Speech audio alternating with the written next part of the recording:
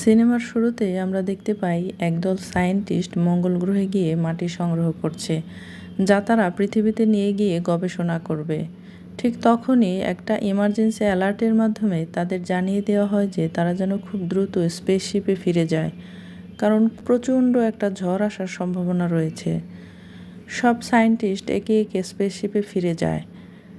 ফিরে যাওয়ার পরে লক্ষ্য করে তাদের মধ্যকার একজন সায়েন্টিস্ট, যার নাম মার্ক, সে তাদের সাথে আসতে পারেনি। প্রচণ্ড ঝড়ের কবলে পড়ে মার্ক হারিয়ে যায়। স্পেসশিপের সায়েন্টিস্টরা অনেক চেষ্টা করেও মার্কের সাথে যোগাযোগ করতে ব্যর্থ হয় এবং তারা ভেবে নেয় যে মার্ক হয়তো ঝড়ের কবলে পড়ে মারা গিয়েছে। তাই তারা পৃথিবীতে ফিরে আসার জন্য তাদের স্পেসশিপটি লঞ্চ করে। এদিকে পরবর্তী সিনে আমরা দেখতে পাই মার্ক এখনও বেঁচে আছে। প্রচণ্ড ঝড়ের গতিতে তার স্পেস স্যুটের ভিতর দিয়ে একটা ধারালো কিছু তার পেটের মধ্যে ঢুকে গিয়েছে। সে কষ্ট করে উঠে তাদের সায়েন্টিস্টদের বানানো একটা শেল্টারের দিকে এগোতে থাকে এবং শেল্টারের মধ্যে গিয়ে সে অনেক কষ্টে তার পেটের মধ্যে ঢুকে যাওয়া সেই ধারালো বস্তুটা বের করে। শেল্টারের মধ্যে পৃথিবীর মতোই আবহাওয়া তৈরি করা। মার্ক খুবই দুশ্চিন্তায় পড়ে যায়, কারণ সে জানতো নাসা পরবর্তীতে স্পেসশিপ পাঠাবে আরও 4 বছর পরে এই মঙ্গল গ্রহে। সে এতদিন কী করে বাঁচবে? শেল্টারের মধ্যে যে খাবার দাবারগুলো আছে তা খেয়ে সে কোনোভাবেই 4 বছর বেঁচে থাকতে পারবে না। তাই তাকে যে করেই হোক নিজের জন্য খাবার প্রস্তুত করতে হবে। শেল্টারের মধ্যে থাকা একে একে সব খাবারগুলো সে দেখে এবং সেখান থেকে সে কিছু কাঁচা আলু নেয় এবং সে মনে মনে পরিকল্পনা করে সে আলু চাষ করবে। আলু চাষের জন্য সব উপকরণই শেল্টারের মধ্যে ছিল। প্রথমে মার্ক একটা জায়গাকে পলিথিন দিয়ে ঘিরে নেয় এবং মাটি পৃথিবীর মতো উর্বর করে তোলে। সব কিছুই রেডি, কিন্তু প্রবলেম হলো আলু চাষের জন্য যে পরিমাণ পানির প্রয়োজন মার্কের কাছে সে পরিমাণ পানি নেই। যদিও মার্ক জানতো কী করে পানি উৎপন্ন করতে হয়, তাই সে সিদ্ধান্ত নেয় যে সে পানি উৎপাদন করবে। প্রথমবার পানি উৎপাদন করতে গিয়ে মার্ক ব্যর্থ হয় এবং সেখানে একটা বিস্ফোরণ ঘটে। যদিও সে অক্সিজেন এবং হাইড্রোজেনের অনুপাত ঠিকই নিয়েছিল, নিঃশ্বাস নেওয়ার কারণে সেখানে অক্সিজেনের পরিমাণ কমে যায় এবং সেই কারণেই বিস্ফোরণটা ঘটে। মনোবল না হারিয়ে দ্বিতীয়বার মার্ক আবার পানি উৎপাদনের কাজে লেগে যায় এবং সে সফল হয়। চাষাবাদের জন্য যে পরিমাণ পানি দরকার হয় তার সবটুকুই সে পেয়ে যায়। ফলে মার্ক অনেক খুশি হয়। এর কিছুদিন পরেই মার্ক তখন প্রথম আলু গাছের চারাটি দেখতে পায় এবং সে অনেক খুশি হয়। অপরদিকে পৃথিবীতে জানিয়ে দেওয়া হয় যে মার্ক আর বেঁচে নেই। সেখানে তার সমাধিও করা হয়। একদিন নাসার এক অপারেটর মঙ্গলের ছবি দেখতে দেখতে হঠাৎ দেখতে পায় নাসা থেকে পাঠানো কিছু জিনিসপত্র মঙ্গলের যেখানে রাখা ছিল সেখানে আর নেই। সে তার স্যারদের ডেকে সেই জিনিসগুলো দেখায় এবং তারা বুঝতে পারে যে মার্ক হয়তো তখনও সেখানে বেঁচে আছে। আসলে যে জিনিসগুলো সরানো হয়েছিল সেগুলো ছিল সোলার প্যানেল, যেগুলো মার্ক তার প্রয়োজন অনুযায়ী সরিয়ে নিয়েছে। মার্ক বেঁচে আছে এটা ভেবে তারা যেমন খুশি হয় তেমন অনেক কষ্টও পায়, কারণ শেল্টারের মধ্যে যে খাবার দাবারগুলো আছে মার্ক সেগুলো খেয়ে বেশি দিন বাঁচতে পারবে না এবং তারা এখান থেকে খাবার পাঠাতে গেলেও অনেক দিন লেগে যাবে। তাদের খাবার পাঠানোর আগেই মার্ক সেখানে ক্ষুধায় মারা যাবে। এদিকে মার্কের একে একে 70টা দিন কেটে যায় এই মঙ্গলে এবং সে আলু খেয়েই বেঁচে আছে। সে হিসেব করে দেখে নাসার পরবর্তী প্রজেক্ট এখান থেকে প্রায় 3200 কিলোমিটার দূরে হবে, অর্থাৎ স্পেসশিপটি 3200 কিলোমিটার দূরে ল্যান্ড করবে আর তার সেখানে পৌঁছাতে 50 দিন সময় লাগবে, কারণ তার কাছে যে গাড়িটি রয়েছে সেটি দিয়ে একদিনে মাত্র 35 কিলোমিটার যাওয়া যায়, যা চলে সোলার প্যানেলের সাহায্যে। এদিকে পৃথিবী থেকে মার্কের জন্য খাবার পাঠানোর প্রস্তুতি গ্রহণ করতে থাকে। সেই প্রস্তুতি নেওয়ার জন্য 3 মাস সময় লাগবে, আর যে রকেটের মাধ্যমে পাঠানো হবে সেটি লঞ্চ করার জন্য 9 মাস সময় লাগবে, অর্থাৎ সব মিলিয়ে প্রায় 1 বছর সময় তাদের লাগবে। এদিকে মার্ক মঙ্গলে যে আলুর চাষ করেছে তার চাহিদার থেকে অনেক বেশি ফলন হয়, যা দেখে মার্ক অনেক খুশি হয়। এরপর সে আলুগুলোকে বের করে এবং আকারে ছোট আলুগুলো সে আবার লাগিয়ে দেয়। সে জানতো সে যতই আলু চাষ করুক না কেন, নাসার সাথে যোগাযোগ না হলে সে কোনোভাবেই বাঁচতে পারবে না। তার জন্য সে এমন একটা জায়গায় যায় যেখানে পাথফাইন্ডার ছিল, যেটি ছিল অনেক পুরনো যন্ত্র, যা 1997 সালে খারাপ হয়ে গিয়েছিল এবং পৃথিবীর সাথে পাথফাইন্ডারের কোনো যোগাযোগই ছিল না। অন্যদিকে নাসার বিজ্ঞানীরা স্যাটেলাইটের মাধ্যমে মার্কের চলন লক্ষ্য করছিল, আর তা দেখে তারা বুঝতে পারে যে মার্ক পাথফাইন্ডারের দিকেই যাচ্ছে, কারণ সেখানে পাথফাইন্ডার ছাড়া আর কিছুই ছিল না। পাথফাইন্ডারটিকে মার্ক তুলে নিয়ে সেটি মেরামত করে এবং সেটি ঠিক হয়ে যায়, কিন্তু এটি অনেক পুরনো যন্ত্র, এটি দ্বারা শুধুমাত্র কিছু ছবি আর সংকেত পাঠানোই সম্ভব। তাই মার্ক 3টি ছবি এই পাথফাইন্ডার দ্বারা পৃথিবীতে পাঠাতে চায়। মাঝের ছবিটিতে লেখা থাকে, আপনারা কি আমাকে দেখতে পাচ্ছেন? বাঁদিকে লেখা থাকে ইয়েস এবং ডান দিকে লেখা থাকে নো। নাসার বিজ্ঞানীরা এটা দেখার পরে বাঁদিকে অর্থাৎ ইয়েস লেখার দিকে পাথফাইন্ডারের ক্যামেরাটি ঘুরিয়ে দেয়। এটা দেখার পর মার্ক খুব খুশি হয় এবং সে আবার নতুন করে পৃথিবীতে যাওয়ার স্বপ্ন দেখতে থাকে। এরপর তারা অক্ষরের মাধ্যমে কথা বলতে শুরু করে। এর ফলে তারা একে অপরের সাথে মেসেজের মাধ্যমে কথোপকথন করতে পারবে।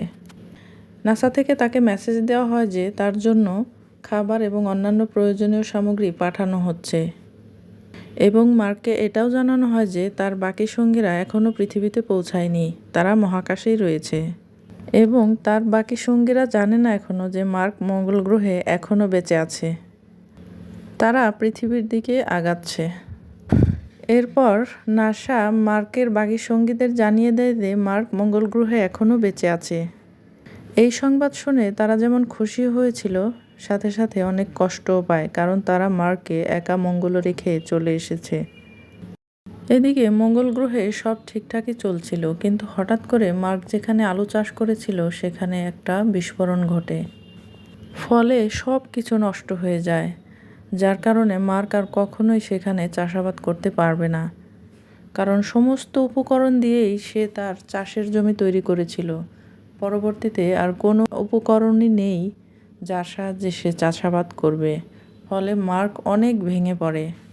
খাবার পাঠানো পর্যন্ত মার্কের কাছে যে পরিমাণ খাবার রয়েছে তা খেয়ে কোনোভাবেই বেঁচে থাকা সম্ভব নয়। তার মানে পৃথিবী থেকে সাহায্য আসার আগেই মার্ক না খেতে পেয়ে মারা যাবে। এরপর মার্ক 3 বেলায় যে খাবার খেত সেই এক বেলার খাবার মার্ক 3 দিন খেয়ে কোনো রকম বেঁচে থাকতে চেষ্টা করে। এদিকে পৃথিবী থেকে মার্কের কাছে সাহায্য পাঠানোর জন্য রকেট তৈরি করা হয়। এর মধ্যে প্রয়োজনীয় খাবার এবং দরকারি জিনিসপত্র দিয়ে দেওয়া হয়। সাহায্য পাঠাতে দেরি হচ্ছিল বলে তারা রকেটটি ঠিকমতো পরীক্ষা নিরীক্ষা না করেই লঞ্চ করে দেয় এবং ভাগ্য মার্কের সহায় না থাকায় রকেটটি কিছু দূর যাওয়ার পরেই বিস্ফোরণ ঘটে, যা দেখে নাসার সমস্ত বিজ্ঞানী হতাশ হয়ে পড়ে এবং তাদের কাছে মার্ককে বাঁচানোর আর কোনো উপায়ই থাকে না। রকেট ব্লাস্টের খবর পেয়ে মার্ক খুবই ভেঙে পড়ে। পৃথিবীতে ফিরে আসার স্বপ্ন তার ভেঙে যায়। এরপর মার্ক তার পরিবারের উদ্দেশ্যে নাসাকে একটি মেসেজ পাঠায়। তারা যেন তার পরিবারকে বলে দেয়, আমি হেরে যাইনি, কিন্তু আমাদের সকল পরিস্থিতির সম্মুখীন হওয়ার জন্য প্রস্তুত থাকতে হবে। আমি আমার কাজকে খুব পছন্দ করি আর এটাতে আমি অনেক পারদর্শী। আমি যদি মারাও যাই তবে তার পেছনে খুব ভালো একটা উদ্দেশ্য রয়েছে, যেটি আমার জীবনের থেকেও বেশি জরুরি। তাদের এটাও বলবে আমি আমার অসুবিধা দেখে হার মানিনি। এদিকে নাসার সব বিজ্ঞানী হতাশ হয়ে পড়ে, তাদের কাছে মার্ককে বাঁচানোর আর কোনো পথ নেই। অন্যদিকে চীন নাসাকে সাহায্য করার জন্য এগিয়ে আসে।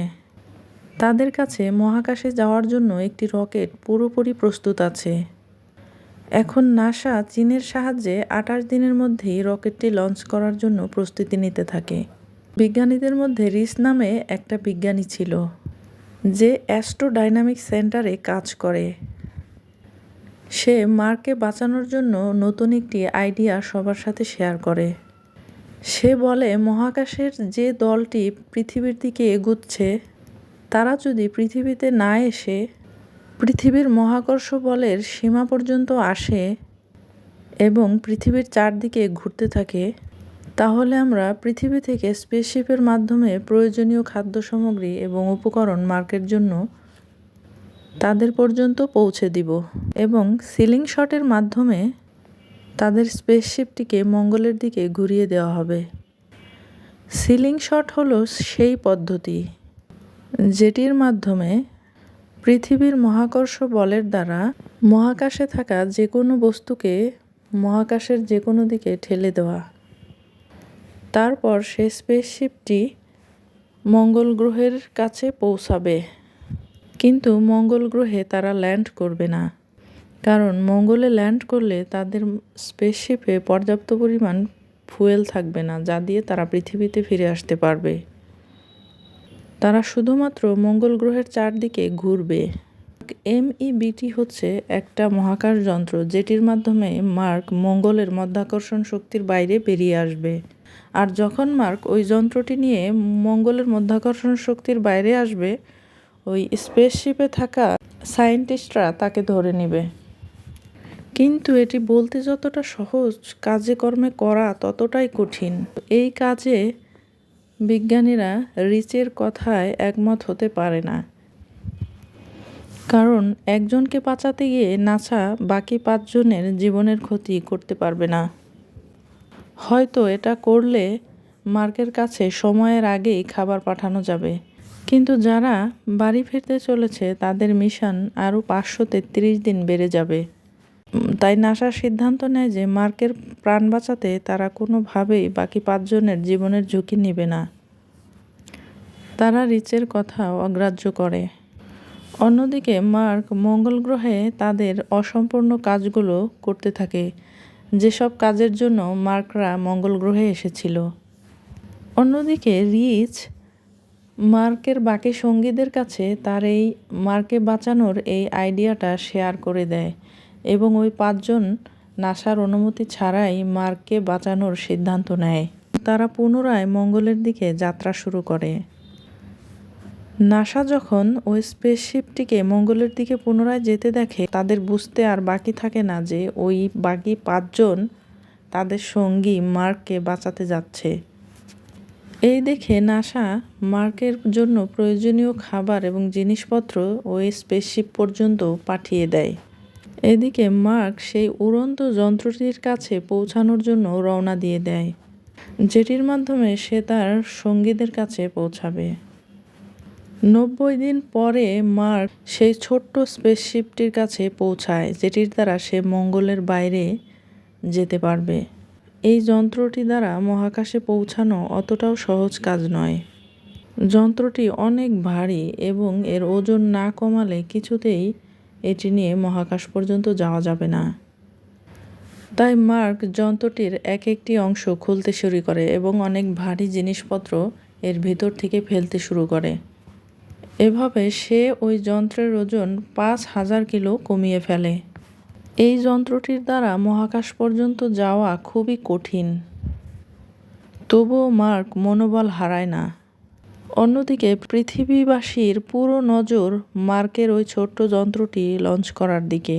এরপর মার্ক সেই যন্ত্রটি লঞ্চ করে। ওই ছোট্ট স্পেসশিপটি খুব স্পিডে মহাকাশের দিকে যেতে থাকে। যখন এটি মহাকাশ পর্যন্ত পৌঁছে যায়, প্রচণ্ড গতির ফলে মার্ক অজ্ঞান হয়ে যায় এবং তার বাকি যে 5 সঙ্গী তার সাথে কোনোভাবেই আর যোগাযোগ করতে পারে না। কিছুক্ষণ পরে মার্কের যখন জ্ঞান ফিরে, তখন তাদের কথোপকথন পুনরায় শুরু হয়। এটা দেখে সবাই খুব খুশি হয়। এদিকে সমস্যা হলো মার্কের যন্ত্রের গতি খুবই বেশি, তাই তাকে ধরা অতটা সহজ নয়। এদিকে ওই বাকি 5 জনের স্পেসশিপেরও গতি অনেক বেশি। গতি কমানোর জন্য তাদের স্পেসশিপের একাংশে বোমা বিস্ফোরণ করে গতি কমাতে হয়। কিছুক্ষণ পর মার্ককে তারা তাদের দিকে আসতে দেখে অনেক খুশি হয়। তাই তাদের স্পেসশিপের কমান্ডার ফ্লাইং চেয়ারে বসে মার্ককে বাঁচানোর জন্য স্পেসশিপ থেকে বেরিয়ে আসে। কিন্তু তার চেয়ারটি যে দড়ি দিয়ে বাঁধা ছিল কিছু দূর যাওয়ার পরে সেই দড়িটি শেষ হয়ে যায়, তাই কমান্ডার আর আগাতে পারে না। ফলে সে মার্ক পর্যন্ত আর পৌঁছাতে পারে না। এটা দেখে মার্ক তার স্পেস স্যুটে ফুটো করে বাতাস বের করে এবং ওই উড়ন্ত যন্ত্রটিকে ছেড়ে দেয়। ফলে মার্ক মহাশূন্যে ভাসতে থাকে এবং প্রচণ্ড গতিতে ওই স্পেসশিপের দিকে আসতে থাকে এবং কমান্ডারের দিকে আগাতে থাকে। যখনই কমান্ডার মার্কের হাত ধরতে যাবে তার হাত ফসকে মার্ক দূরে ছিটকে চলে যায়। কিন্তু মার্ক ওই চেয়ার যে দড়ি দিয়ে বাঁধা থাকে সেই দড়িটা ধরে ফেলে। তারপর তারা মার্ককে টেনে নিয়ে তাদের স্পেসশিপে তোলে এবং এইভাবেই তার প্রাণ বেঁচে যায়। এত অসুবিধার পরেও মার্ক যখন পৃথিবীতে ফিরে আসে তখন তাকে অ্যাস্ট্রোনট ইনস্ট্রাক্টর পদে নিযুক্ত করা হয়। মার্কের কাজ হলো অ্যাস্ট্রোনটদের অন্য কোনো গ্রহে বা মহাকাশে কিভাবে বেঁচে থাকতে হবে, কিভাবে সারভাইভ করতে হবে এটা শেখানো। আর এখানেই মুভিটি শেষ হয়।